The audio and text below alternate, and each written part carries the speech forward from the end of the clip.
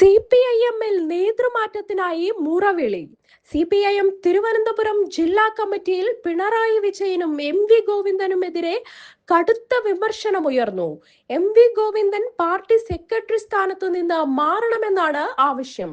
തെരഞ്ഞെടുപ്പിന്റെ റിവ്യൂ വിശദമായി ചർച്ച ചെയ്യാൻ വിളിച്ചു ചേർത്ത ജില്ലാ കമ്മിറ്റി യോഗത്തിലാണ് വിമർശനം ഉയർന്നത്. പാർട്ടി നേതൃത്വത്തിന്റെ വീഴ്ചകൾ നേതാക്കൾ തുറന്നുകാട്ടി. MV ഗോവിന്ദനും യോഗത്തിൽ പങ്കെടുത്തു.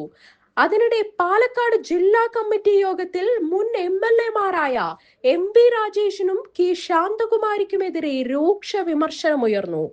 MP രാജേഷിന്റെയും K ശാന്തകുമാരിയുടെയും ശൈലി തോൽവിക്ക് കാരണമായെന്നാണ് ഉയർന്ന വിമർശനം. തൃത്താല, കോങ്ങാട് മണ്ഡലങ്ങളിലെ MLA-മാരായിട്ടും ജനങ്ങളുമായി ബന്ധമില്ലാതെ എന്നും വിമർശനം ഉയർന്നു. തൃത്താല, കോങ്ങാട്, പാലക്കാട്, ചിറ്റൂർ മണ്ഡലങ്ങളിലെ തോൽവി വിശദമായി പരിശോധിക്കാനും ജില്ലാ കമ്മിറ്റിയിൽ തീരുമാനമായി.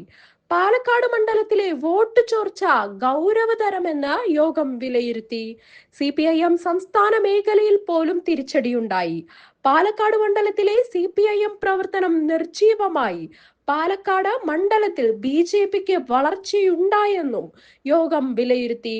നെല്ല് സംഭരണം ജില്ലയിൽ ഇടതുപക്ഷത്തെ ബാധിച്ചുവെന്നും വിമർശനമുയർന്നു.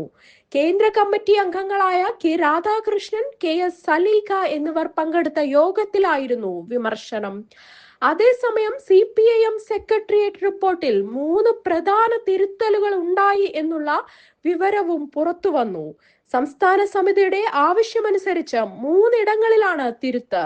PK ശ്യാമളയുടെ സ്ഥാനാർത്ഥിത്വത്തിൽ വീഴ്ച ഏറ്റുപറഞ്ഞുകൊണ്ടാണ് ഒന്നാമത്തെ തിരുത്തൽ. വെള്ളാപ്പള്ളിക്കെതിരെ പ്രസ്താവന നടത്തേണ്ടായിരുന്നുവെന്നും സമ്മതിക്കുന്നുണ്ട്. സ്വർണ്ണക്കൊള്ളക്കേസിൽ A പത്മകുമാറിനെതിരെ നടപടിയെടുക്കാനും തീരുമാനിച്ചിട്ടുണ്ട്. നടപടി ചർച്ച ചെയ്യാൻ ജില്ലാ കമ്മിറ്റിയെ ചുമതലപ്പെടുത്തി.